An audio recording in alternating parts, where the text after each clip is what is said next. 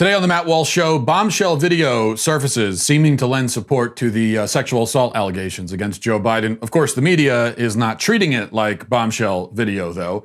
But we'll talk about that. We'll also talk about the allegations in general. And what I really want to do is compare the case against Joe Biden with respect to sexual assault allegations to the case against Kavanaugh. And the interesting thing, of course, is that lots of people who were convinced that Kavanaugh was guilty are not at all convinced about Joe Biden. Does that make a lot of sense? We'll compare and contrast. Also, 5 headlines, including a police sting operation to bust a couple of black market underground hairdressers. And in our Daily Cancellation, we will cancel a CNN correspondent who wrote a letter to his newborn son to inform him that the earth is being destroyed by climate change. So that is his welcome. His sort of birthday present is this letter. But it's actually hilarious, the letter is. So I'll read some of that to you, and that's all coming up. I did want to mention at the top here, though, maybe you've heard the reports suggesting that North Korean dictator Kim Jong Un might be dying, or is already dead, or is completely alive, or somewhere in between, I don't know. And his sister, Kim Yo-Jong, is poised to take over. Now, some on the left have trumpeted North Korea's predetermined decision to unanimously vote for a woman as supreme leader, and they rightly contrast this move with the United States, which unfortunately has never been under the rule of a female despot, much to Hillary Clinton's chagrin. Seth Abramson, for example, tweeted, "Still processing the possibility that North Korea could have its first woman leader before the United States." And you may remember that CNN has been in the Kim Yo-Jong fan club for a while now, since the Winter Olympics, when they published an article gushing that the dictator's sister was, quote, stealing the show at the Winter Olympics. And here's the thing, their excitement is well justified. North Korea is a shining, progressive city on a hill, putting the United States to shame in so many areas. So I think the media is right about this. For one thing, North Korea is far more welcoming to minorities. I mean, think about this. Asians comprise only 5% of our population, okay? They account for nearly 100% of North Korea's population. That's how dedicated they are to welcoming minorities into the fold. And here's a fact that you won't hear on Fox News. Every single position in the North Korean government is held by a non-white person. Compare that to the current occupant of the White House, who, except for the non-white people he's hired, has never hired a single non-white person. Now, more importantly, of course, North Korea is a communist utopia, fulfilling Bernie Sanders' vision. The country has no billionaires at all, except for the ruling family, of course. But other than that, no billionaires. No millionaires. Doesn't even have thousandaires. That's how committed they are to income equality. Or, more like lack of income equality. I mean, if nobody has an income, then you have, ipso facto, you have income inequality, or income equality, I should say. Nor does it have, in North Korea, they don't have other gratuitous luxuries, such as food, electricity. And I think the lack of electricity in particular has reduced the country's carbon footprint substantially, positioning them as leaders in the Green Revolution. So I know that's something that Alexandria Ocasio-Cortez would have to admire them for. Best of all, North Korea has eradicated bigotry and discrimination by banning Christianity. I mean, we could only dream of these kinds of achievements. North Korea is truly everything we should be. And hopefully everything that we one day will be. And when I look around at America today, especially in the last month, I see that we are well on our way. And at least for me, that fills me with a huge amount of excitement. And I know the media feels the same way. All right, now, in other bombshell news from the weekend, a tape surfaced from Larry King in 1993, in which someone believed to be the mother of Joe Biden's sex assault accuser, Tara Reade, calls in and mentions that her daughter had, quote, problems with a prominent senator. Well, first of all, let's just watch the tape. Yes, hello. I'm wondering what a staffer would do besides go to the press in Washington. My daughter has just left there after working for a prominent senator and could not get through with her problems at all. And the only thing she could have done was go to the press, and she chose not to do it out of respect for him. Or she had a story to tell, but out of respect for the person she worked for, she didn't tell it. That's true. Larry King has looked like an 80-year-old man for 40 years. That's one takeaway. More importantly, though, Tara Reade was asked about this tape, and she said that that is her mother. It sounds like her mother. And that she also said that her mother told her back in 1993 that she had called Larry King. And Tara Reade says she was upset about that at the time, which, of course, you can imagine. I think I would be, too, if I told my mother something like that, and then she turns around and calls a cable news show. But now, if going back to what the actual allegations are, if you haven't read about it or heard about it, and if you rely on the mainstream media for your news, then you probably have not heard about it at all. But Reade alleged that in 1993, when she worked for Joe Biden, when he was a senator, she was assaulted by him. He pushed her up against a wall, grabbed her under her skirt. Won't go into the graphic details, but you can, that's the gist of it. Assaulted her, and then when it was over, told her, according to Reade, Biden told her that she means nothing to him, and then she was shortly let go from her job after that happened. That's the claim, and this is the latest piece of evidence supporting it. Now, does this prove anything? Obviously not. We don't even know for sure who it is on that tape.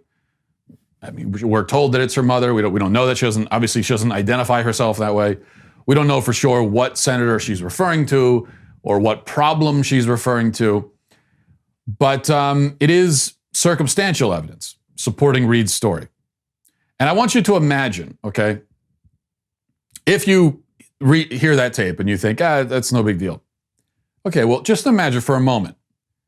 Imagine if during the Kavanaugh hearings, okay, tape surfaced of Christine Ford's mom 30 years ago calling into a radio show or something and mentioning cryptically that her daughter had some trouble with boys at a party. Imagine that. Imagine how the media would react to that. The media would, and we both know this, would treat that as total vindication of Christine Ford, total condemnation of Brett Kavanaugh, and it would be the biggest bombshell revelation of the year. We all know that. How do you think the media has reacted to this story? Well, they haven't really reacted much at all. In fact, do you think the media has even asked Joe Biden about any of this on camera directly? No, they haven't. And by this, I don't just mean the Larry King thing. I mean that Biden was accused a month ago publicly of sexual assault. He has been on TV many times in the interim, rambling incoherently. Never once, not once, has anyone in the media even asked him about this directly. They've had him there, asking him about a bunch of stuff, most of which we've already heard a million times about the coronavirus and the response and Donald Trump's evil and doing a terrible job. And we've heard all that. Meanwhile, you've got this sexual assault allegation hanging out there, completely ignored. They don't even ask him about it.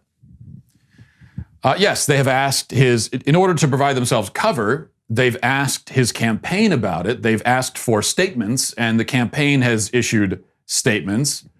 But that's not the same thing at all. Asking Biden himself on camera directly is an entirely different ballgame, and they haven't done that. And why haven't they done it? Because they know that it's Joe Biden we're talking about. And they know he's liable to say anything. They know his denial probably will not seem very convincing, whether he did it or not. So they're helping him out. They're just doing him a solid by not bringing it up. Trump's contempt for these people is again proven entirely justified. Now, do I think that Biden is actually guilty? Well, I don't know. Personally, from my perspective, I tend to be skeptical of assault claims made publicly decades after the fact at a politically opportune moment like this. I also think that as far as the court of public opinion goes on these things, when accusations are made so many years later and there isn't compelling evidence proving them, then we have to assume them untrue. I think that's the right way to go for all intents and purposes. Accusation is made many, many years later. There's no evidence. The timing is suspect. I think in that case, the right thing to do is to assume it's untrue until you're given reason to think otherwise. The other option is to assume the accusation is true, but then we're destroying a man's reputation based on the word of one person coming forward years later. And that isn't fair. That isn't right. Of course, you could say that our approach should be to just sort of take a 50-50 type of view of it and say, well, maybe he did, maybe he didn't.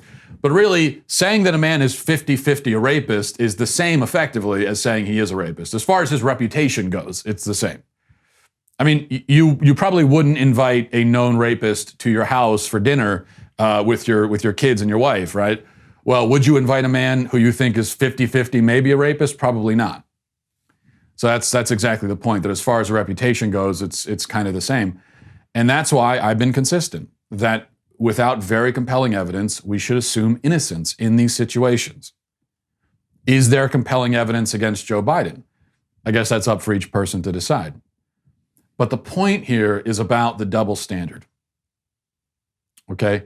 I've been consistent on these kinds of things. Maybe you've been consistent.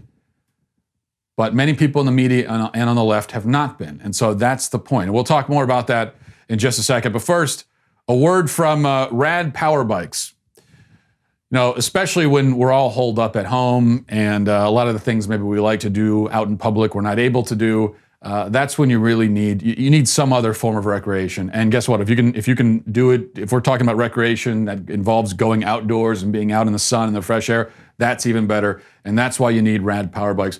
Whether you want a new way to commute or to get around the city or out in nature, even with the kids in tow, whatever it is, you've got to try Rad Power Bikes. It's a cross between a traditional bike and a moped, but it doesn't require a special driver's license like a moped would. That's the good part. You can go up to 20 miles per hour without pedaling, so you get out and about without getting all sweaty. They're great for commuting, getting out on the trail, hauling groceries, transporting kids in the back, or just, and those are all the practical things you could do with it. What I think is best is just cruising, just pleasure ride. Unlike other e-bikes, they're actually affordable. Plus, to show appreciation for those that service, Rad Power Bikes is offering $100 off all e-bike purchases for active/ex-military, first responders, teachers, and students.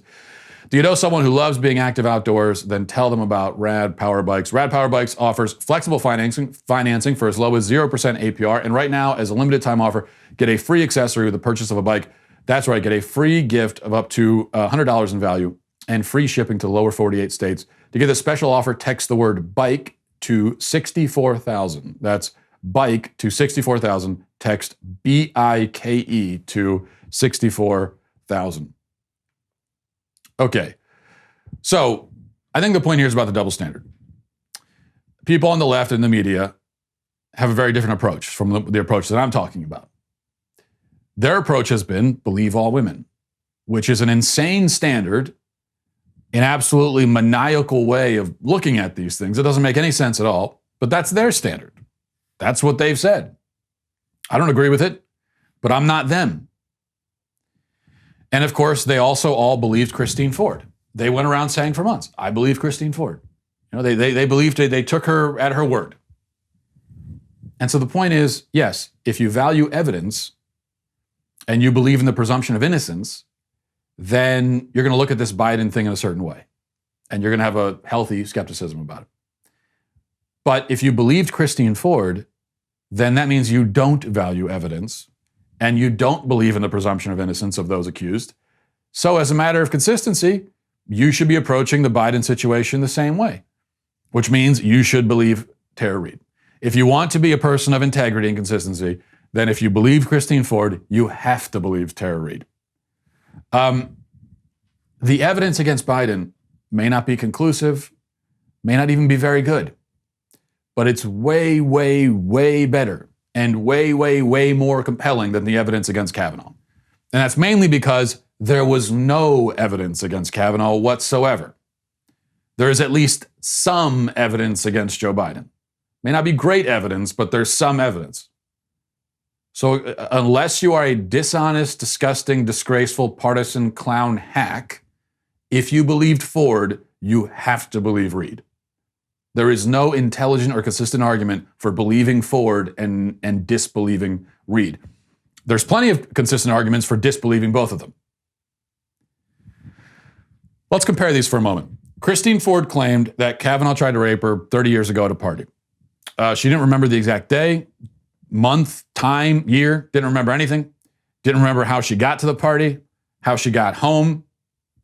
And these details really mattered, especially like the information on how she got home, considering the way she told the story, running out of the house, traumatized, weeping. The party was the house she says was miles away from her home. Someone would have had to pick her up, and would that person remember? Assuming it was a parent or something, you think they'd remember picking up their daughter when she was traumatized and crying at a party? Maybe we could talk to them, but no, she didn't remember. She didn't remember how she got home, conveniently, and she told nobody about it. No one corroborated any aspect of the story. No one could even corroborate that the party happened or that Ford and Kavanaugh knew each other. In fact, the only people who came forward to say they didn't believe her. Her own best friend from high school came out and said she doesn't believe her. Also, Kavanaugh has no established history of mistreating women or acting inappropriately to them. The only other similar stories came out at the exact same time, one from Julia Swetnick, who is a crazy person, along with Michael Avenatti, alleging that Kavanaugh was the ringleader of a rape gang, a roving band of gang rapists that went around to parties raping girls, and everyone in the town knew it, yet they all still went to these parties. And then there was a woman who said that Kavanaugh pulled his pants down at a party drunkenly in college. Those were the only stories. Go over to Reade and Joe Biden. Reade remembers the incident vividly. She recounts many of the kinds of details that Ford could not remember. She told several people about the incident long before going to the media, and those people have corroborated her. Other members of Biden's staff from the 90s say they believe her. Now, they don't say that they have evidence or anything, but they just say they believe her. We have this tape of Reade's mother apparently mentioning that something happened. And then also, and this is important too, Biden has a known history of touching women inappropriately. Does that make him a rapist? No, not in and of itself. But when someone has a pattern of behavior of not respecting personal boundaries and treating women like objects, which Tara Reade is by far not the only woman to come forward saying that they feel that way around Joe Biden. Got a known history. We've seen it on tape. We don't even need to rely on anybody's word for that. We've seen it ourselves. And then this accusation comes out. It lends it some credibility.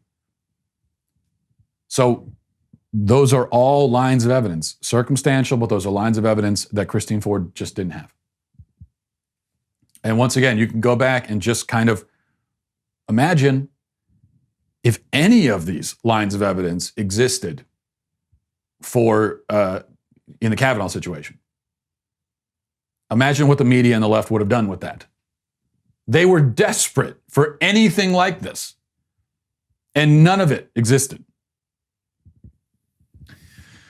All right, let's move on to headlines. But before we do, a word from Legacy Box.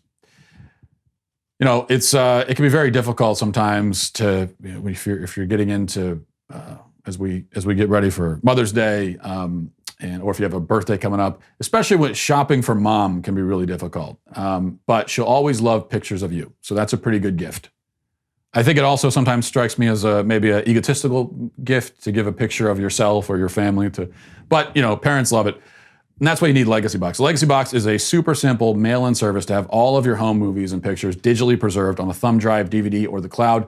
Don't let those priceless family memories disappear, because that's what happens.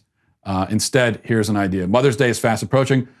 What are you getting for your mom? How about memories that will never get dusty or fade away? Legacy Box helps bring new life to your old media by unlocking those trapped family memories and putting them in a modern digital format that's very easy to use. Legacy Box, it just makes it easy. You're taking all that stuff that is maybe in a box and it's getting all dusty and everything, and you've forgotten about it. You put it in a place that's easily accessible for you, for your mother, if you're getting it for a gift. And that's what I would really recommend it for. For a limited time, Legacy Box is running a 50% off Mother's Day special. Order your Legacy Box today to take advantage of this incredible offer. This is one of the best discounts they've ever offered. The Legacy Box is perfect for you or for someone you love. Go to legacybox.com/Walsh and save 50% off while supplies last. Okay, number one, heroic police officers in Texas have, thank God, saved the public from a pair of dangerous black market hairstylists. In fact, officers ran a sting operation on these women who were discovered to be cutting hair in their own homes, which is illegal now, of course. So the cops did a sting operation. They went undercover. And I don't mean to laugh because this is serious business. They went undercover and they busted these crooks. Incredible job. I don't know about you, but I feel safer. I feel just so much safer knowing that these people are off the streets, especially as a parent. It's good to have these fugitives behind bars finally. I've always warned my kids, like every parent, of course, you know, you feel like a broken record at times, but I've always warned my kids about the threat of rogue hairdressers and manicurists. And I've told my kids, you know, what is it that we always say? And I don't know how many times I've said it myself, but if you're walking down the road and a woman approaches you with a bottle of nail polish or hairspray, you run in the other direction as fast as you can and you scream, "You are not my hairstylist. I don't know you. You are not my hairstylist." So this is just something, it's as a parent, it's a threat we worry about. And to have the police putting themselves in harm's way in dealing with these psychos, I think is just great. So I want to commend them for that. Number two, speaking of arresting dangerous people, some other fugitives from justice were apprehended on a beach in California this weekend, arrested for the crime of sitting in the sand and looking at the ocean. Again, just a huge thank you to law enforcement on that one. We can't have people going around sitting in sand, looking at water, getting unlicensed, unregulated, prohibited suntans. Can't have that. I mean, think about it. You let people get haircuts. You let them get tans. Next thing you know, people are looking and feeling good. And you just can't have that, not when there's a virus going around. Why can't you have it? I have no idea, but you can't. Simple as that. Number three. Okay, I'm going to try to switch off sarcasm mode for a second at least. It's hard for me to do, but I'll try it. JCPenney, it looks like, is getting ready to go bankrupt. And this brings up an important point because I've seen this story online and some of the reaction has been, well, this isn't because of coronavirus. JCPenney was going under anyway. And that's true. And you could easily point out that JCPenney was in relatively dire straits before all of this. Amazon was killing department stores way before the virus ever existed. But what we're going to see happen, what we're already seeing happening, is all of these companies that were on hard times to begin with are going to die. This is the nail in the coffin. This is a nail in the coffin for JCPenney. It's going to be a nail in the coffin for a lot of stores like that. So that's a whole bunch of companies going under at once. Companies with, shall we say, pre-existing conditions are going to die all at the same time. You want to talk about, not flattening the curve. Whereas before, you have JCPenney goes under. That's a hit to the economy because it's a bunch of people employed who are now are going to lose their jobs. But in the past, the economy can absorb that. What happens when you've got all the JCPenneys of the world going under all at once, along with a bunch of other businesses that were doing okay before this, but couldn't survive a month, 2 months, 3 months without revenue? That's what we're going to face. Number four, speaking of Joe Biden, as we were before, here he is making the case for himself and his campaign. And together, we're just getting started. This moment reminds us that the presidency is about true leadership, having the forethought to prepare for the worst, the backbone to lead through chaos, the character to move beyond politics and serve every American, no matter where they live or what they believe. Only one candidate in this election has all three. My husband, our next president of the United States, Joe Biden. Actually, sorry, he's not making the case for himself there because I don't think he can string together that many words coherently at this point, but his wife is speaking for him. So he's standing there awkwardly, frowning actually, openly frowning while his wife is talking about him. What I liked about that though, that was a relatable moment because I think people are getting on Joe Biden's case for this, but I think every man can relate, right? It's like when you're out shopping with your wife. I mean, prior to Corona, you're out shopping with your wife and She runs into somebody she knows, and now you're standing there as the hours and days go by while your wife talks. And you have that same expression. You're just waiting for it to be over. And then when it sounds like she's finally wrapping up, that's when as for Joe Biden, that's when the smile returns to the face. So I can relate to that at least. Number 5, and here's the latest protest people are freaking out about, very worried about this protest that happened in California. Look at the footage.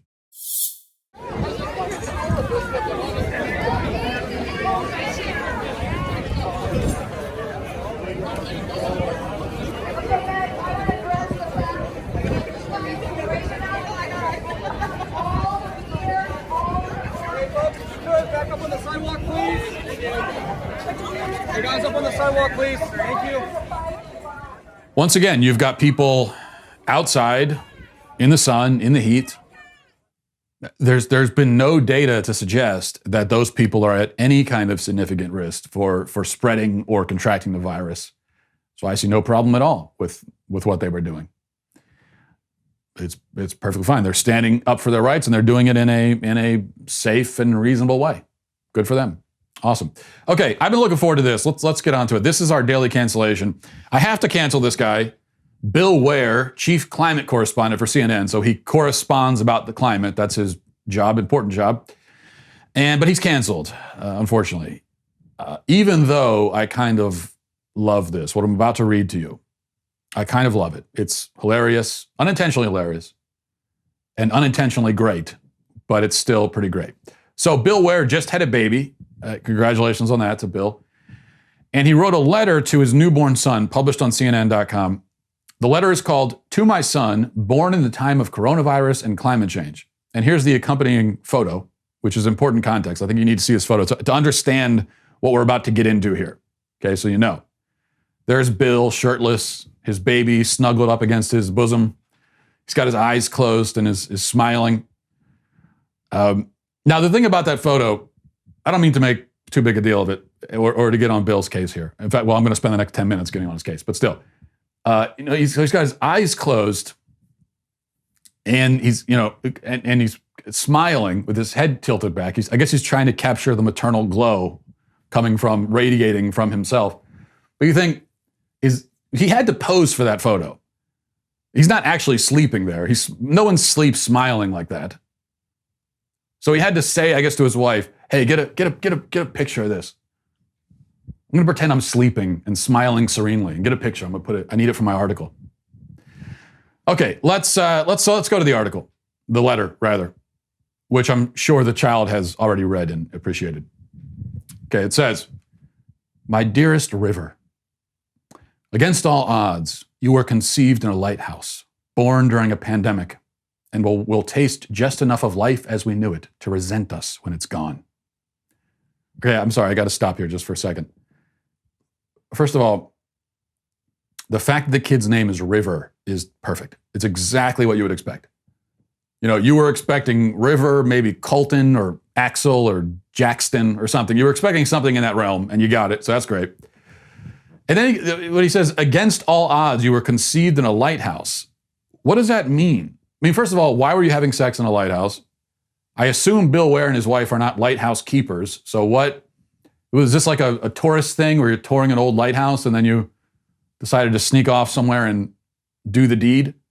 And okay, if you did that, why is it against all odds though? Is there something, are you less likely to conceive in a lighthouse? Is there some sort of scientific reason why you're less likely to conceive in a lighthouse than anywhere else? So I don't understand that sentence. Against all odds, you were conceived in a lighthouse. Anyway, we have to move on or it's going to take forever. He says, back to the letter, "I'm sorry. I'm sorry we broke your sea and your sky and we shortened the wings of the nightingale." Yeah, I'm sure the kid's going to be super pissed at us when he finds out that the wings of a nightingale are shorter. The first time he sees a nightingale, he's going to say, "Hey, Dad, why are its wings so short? What did you do?"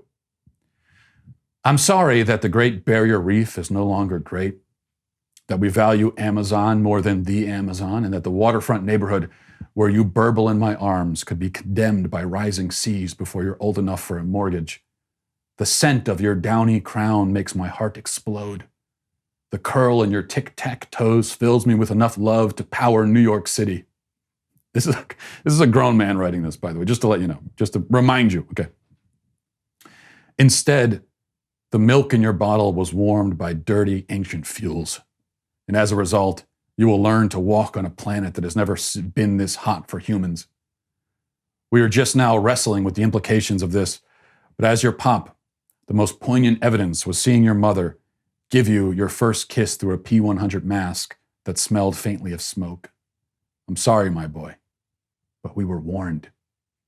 See, for decades, scientists told us that if we weren't careful, humans would unleash an invisible enemy out of the jungle and into our lungs. But that was a story few wanted to believe. Actually, it was out of a lab and into our lungs. But anyway, so we kept cutting down jungles and prairies and mangroves in the last few places where the wild things are, to pave and plow, develop and devour everything inside. And as you get older, this will be hard to understand, but we were under the spell of Genesis 1:28 to take dominion over every living thing. We had the strange urge to carve straight lines out of nature's curves, and we're under the spell of a uniquely human force called profit motive. When we finally realized that the worried scientists were right, people got scared and went searching for potions and protections.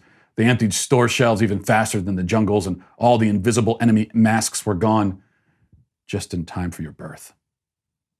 Your mom and I were so scared that I was about to swallow hard and pay a faceless, soulless internet profiteer $600 for a 50-cent N95 when I remembered the mask I used to protect my lungs from a fiery place called California.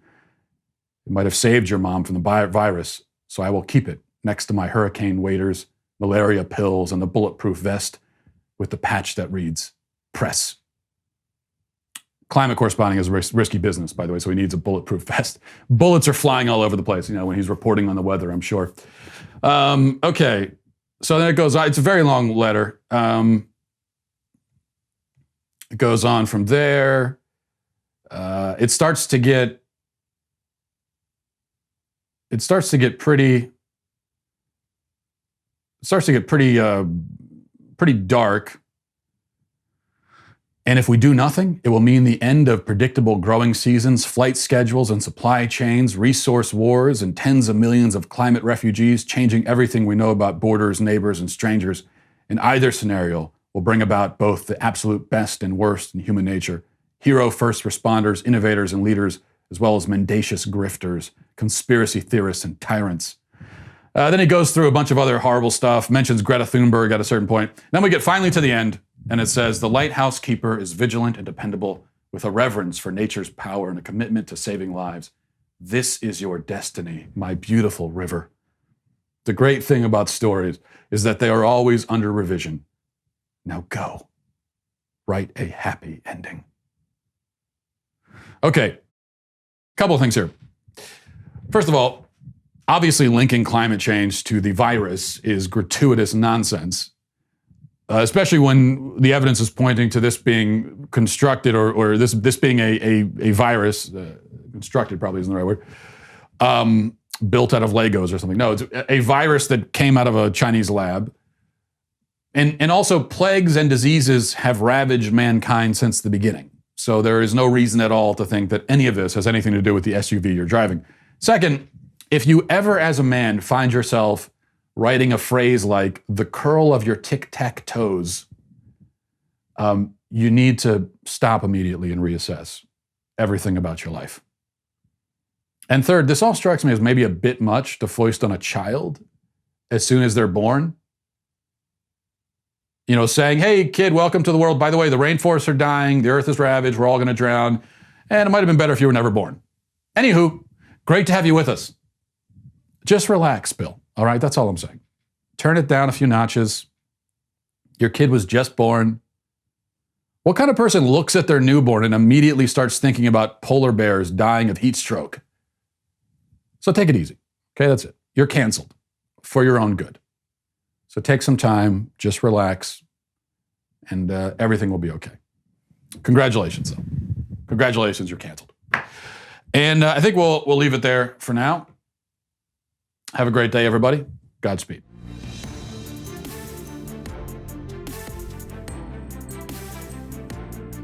The Matt Walsh Show is produced by Sean Hampton, executive producer Jeremy Boring. Our supervising producers are Mathis Glover and Robert Sterling. Our technical producer is Austin Stevens, edited by Danny D'Amico, and our audio is mixed by Robin Fenderson. The Matt Walsh Show is a Daily Wire production, copyright Daily Wire 2020. If you prefer facts over feelings, aren't offended by the brutal truth, and you can still laugh at the insanity filling our national news cycle, well, tune in to The Ben Shapiro Show. We'll get a whole lot of that and much more. See you there.